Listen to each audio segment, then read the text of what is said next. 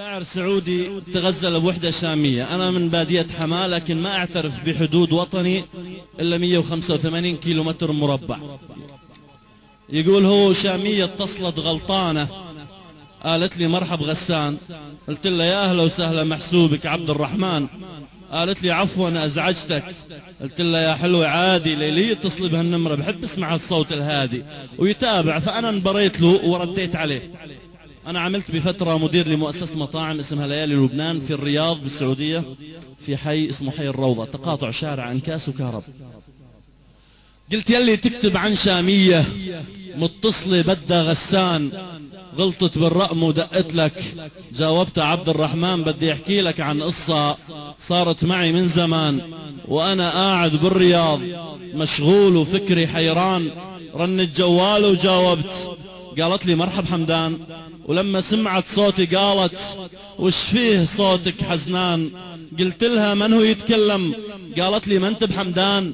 قلت لها سوري من الريف ومحسوبك اسمي راكان. قالت يا زئنك يا حظي حب السوريين جنان، ماني مصدقة حالي سوري اللي تقبرني وكمان. قلت من اي قبيلة انتي؟ طيرية شمر عجمان. قالت انا خليجية قطر ودبي وعمان، بحرينية من الكويت، سعودية من نص عجمان. قلت قولي وش تبغين؟ قالت تعطيني العنوان وتحكي لي مواصفاتك، طولك جسمك والعينان. قلت لها ساكن بالروضة جانب محل السدحان، تقاطع انكاس وكهرب، مطعم ليالي لبنان. طولي 180 ولوني شو تحبين الوان؟ قالت ظني انك ابيض او اشقر زي الشقران. تكفى يا بعد حياتي اطلع للشارع الان. وطلعت بسرعة لاني مشتاق لشوف الغزلان. قالت لي ناظر يمينك رفيعة وبنتين اسمان. رفعت يدها ولوحت لي يمينك، شفتني هان وجيت لها وجتني تتمايل مثل عود البيلسان، وحطت يدها بيدي ومشيت.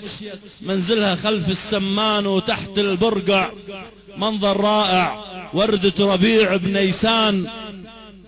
وتحت البرقع منظر رائع، وردة ربيع بنيسان، عيون سود وشفة وردي مرسومة بريشة فنان، والحلق شفاف هلالي، والصدر ساحة فرسان.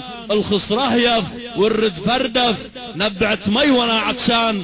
قالت دونك كل ملكك زوجي مسافر في عمان.